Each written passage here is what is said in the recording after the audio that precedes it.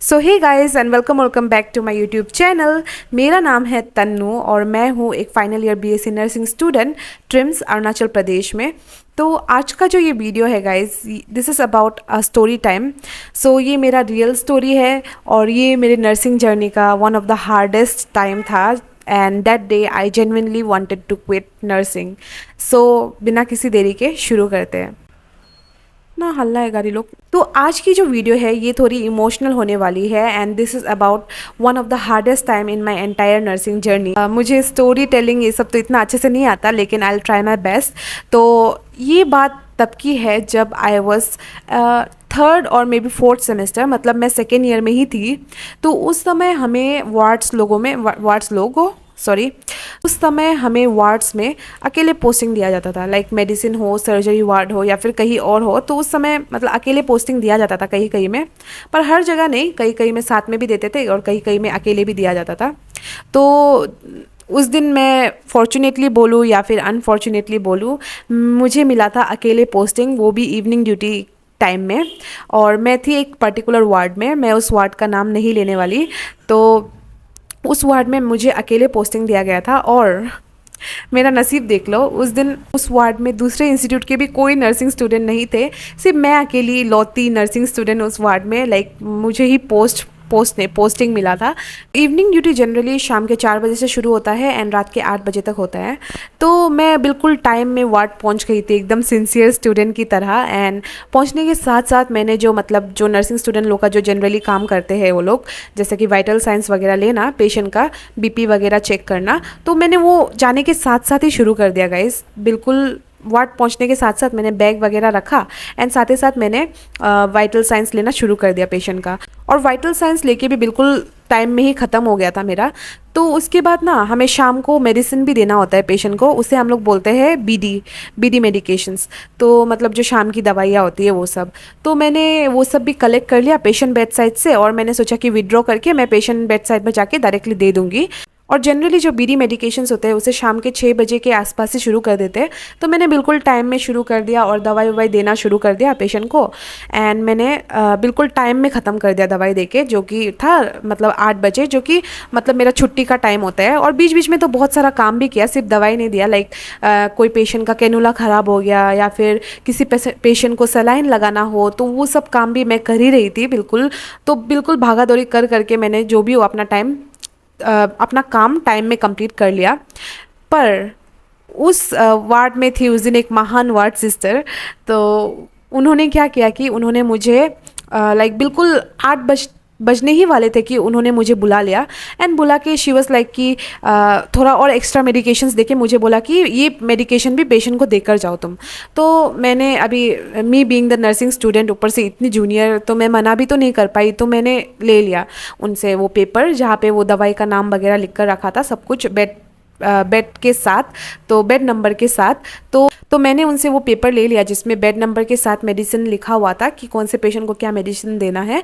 तो वो लेने के साथ साथ मैंने शुरू कर दिया, मैंने वो दवाइयाँ भी देना शुरू कर दिया पेशेंट को, क्योंकि मुझे लग रहा था कि मैं टाइम पे जल्दी जल्दी कंप्लीट कर लूँगी। बट अनफॉर्चुनेटली अगेन मैं टाइम पे कंप्लीट नहीं कर पाई। उसमें शायद 4 ऐसा कुछ मेडिसिन था, उसमें से मैं 2 पेशेंट को ही दे पाई।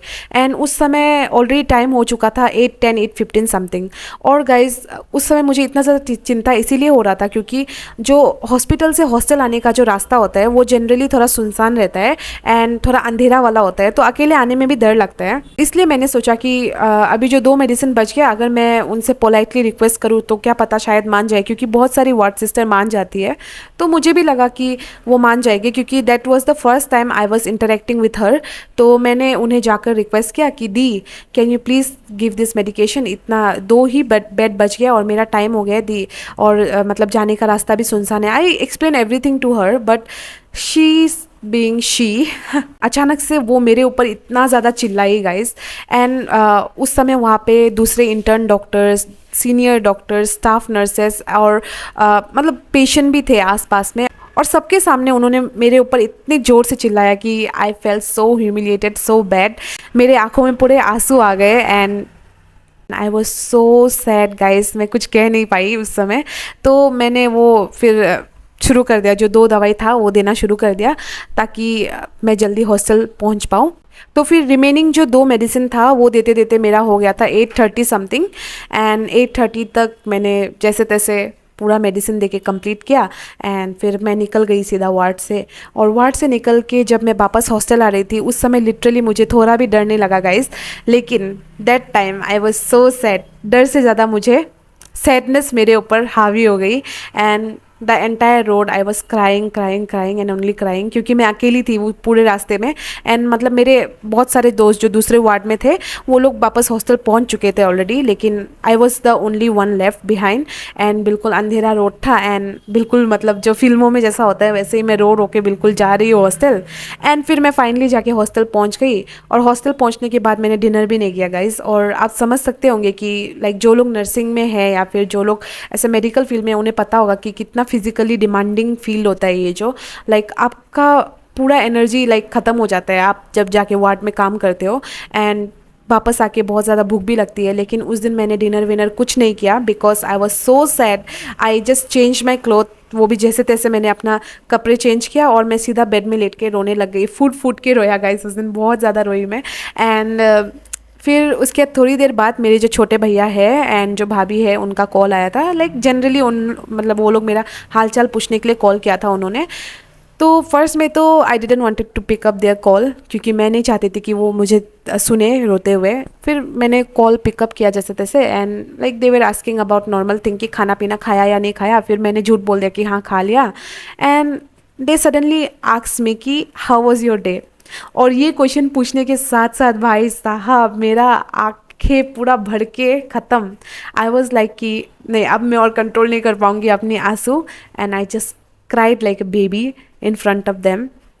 एंड उसके बाद उन लोगों ने मुझे समझाया कि देखो नर्सिंग जर्नी आसान नहीं होने वाला, life is like a roller coaster, आपको अप्स एंड डाउन सहने ही होंगे and every person will not treat you the same. And उस दिन जेन्युइनली मुझे भी रियलाइज़ हुआ कि हाँ हर कोई इंसान भाई अच्छे से ट्रीट नहीं करेगा आपको दुनिया में, दुनिया आपके साथ इतनी काइंड नहीं होगी। So we have to have the patience inside us and इतनी जल्दी चीज़ों को क्विट नहीं करना चाहिए। और आखिर में उन लोगों के समझाने के बाद मैं फाइनली समझ गई, पर हाँ उस दिन तो पूरी रात मैं रोई।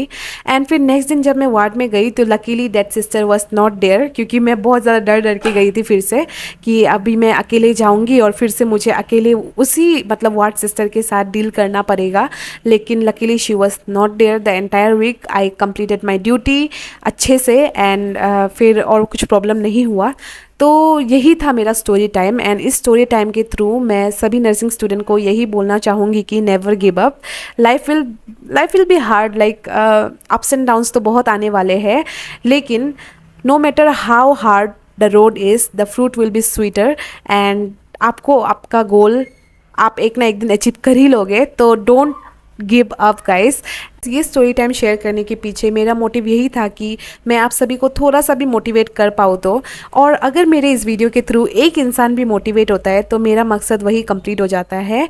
And please do let me know in the comment section कि आप लोगों को कैसा लगा ये वीडियो। और हाँ मैं एक चीज़ ज़रूर कहना चाहूँगी कि never give up in life, never give up. Just imagine अगर मैंने उस दिन गिव अप कर दिया होता और अगर मैंने उस दिन नर्सिंग को क्विट कर दिया होता तो शायद ही मैं आज फाइनल ईयर स्टूडेंट होती, राइट। और अभी मेरा कोर्स भी कंप्लीट होने ही वाला है। तो मतलब मैंने गिव अप नहीं किया और वैसे ही आप लोगों को भी गिव अप नहीं करना चाहिए। एंड इसी पॉजिटिव नोट के साथ आज का वीडियो ख़त्म करते हैं एंड मिलती हूँ आप सभी से अगले व्लॉग में। और मुझे कमेंट सेक्शन में बताना मत भूलना कि आज की वीडियो में आपको क्या पसंद आया या फिर आपका कुछ पर्सनल जर्नी ऐसा कुछ अगर आप शेयर करना चाहो तो वो भी कर सकते हो। तो मैं आप सभी से मिलती हूँ नेक्स्ट वीडियो में। Till then stay tune and stay blessed. Bye guys.